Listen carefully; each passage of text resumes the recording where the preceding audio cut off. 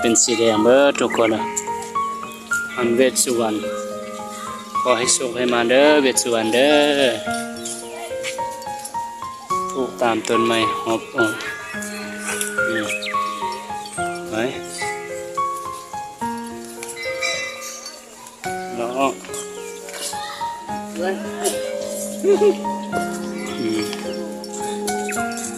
นี่ขอพระขอพรนี้ขอให้สุขให้มาเด้อขอให้สุขให้ลาบร่ำรวยสุขสุขคนทั้งคนดูคนเบิ่งคนชมเด้อขอให้สุขให้มาไปน้ำกันร่ำรวยไปน้ำกันเด้อ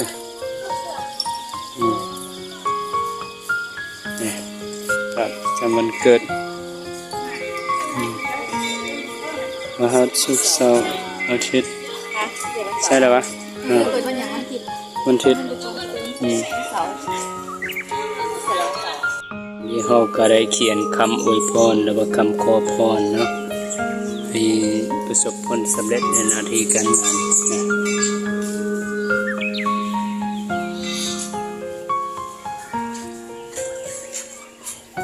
นี่ทุกคนเนาะไม่ได้ก็จะพาทุกคนมาเล่นมาเที่ยวชมวัดป่าไฟแดงอยู่บ้านไฟแดงอันนี้เป็นประตูเข้าอันนี้นะเป็นประตูเข้าบางคนกำลังมาแล้วเจ้ากำลังมาทำบุญทำทานอยู่ที่บ้านวัดป่าไฟแดงนี่ทุกคนคนกำลังร้อนไหลเข้ามาเพราะว่าตอนเช้านี้ข้าเจ้ากำลังใส่บาตรอยู่นะโอเคเป็นอะไรไปติดตามไปน้ำกันเลยตอนนี้พวกเราจะมาบูชานะแล้วก็ศรัทธาท้าวเวสสุวรรณแล้วเราก็สิมาใส่ใบตัวนี้นะตัวนี้ก็ได้แต่ว่าทุกอย่างจะเป็นสีแดงนะท้าวเวสสุวรรณก็โชว์เรียบร้อย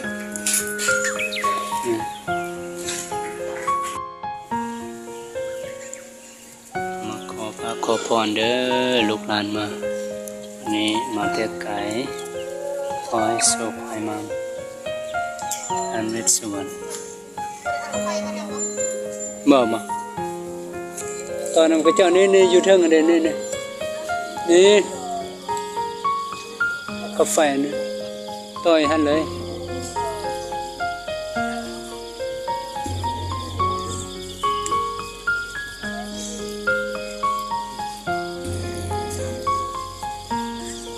คนร้ายพี่น้อง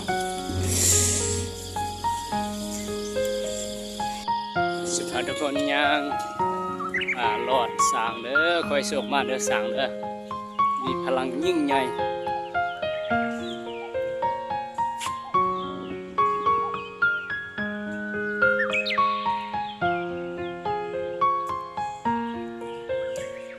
ส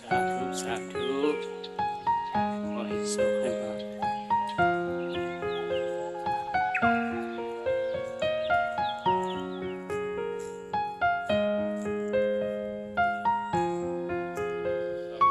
แฟนมาวัดป่าซ้ำ